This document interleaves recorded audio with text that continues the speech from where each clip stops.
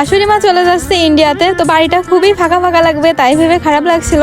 যেহেতু বাড়িতে আমরা মাত্র 3 জন থাকি, তো মা চলে গেলে বাড়িটা পুরো ফাঁকা ফাঁকা লাগবে একদম।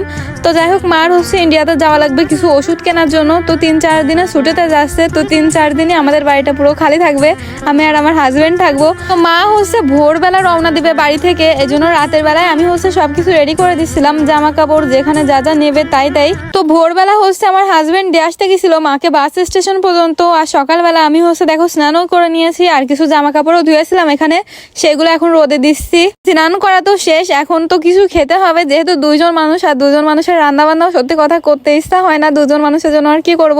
রাতে রুটি বানাইছিলাম, রুটি ছিল, আর আমি এদিকে আলু ভাজি করে নিচ্ছি। সকালের খাবার যেমন তেমন আমরা খেয়ে নিলে হয়ে যায়। আর দুপুরবেলা দেখো কি রান্না করতে চলে আসলাম, এখানে আমি ঝুড়ো মাছ নিয়েছিলাম, ফ্রিজে অনেকদিন ধরে ছিল। এই হচ্ছে সামুদ্রিক মাছ বলে এটা, তো তোমরা অনেকে চেনো, মলা মাছ নাকি একটা বলে। তো আমি তো চড়চড়ি মাখিয়ে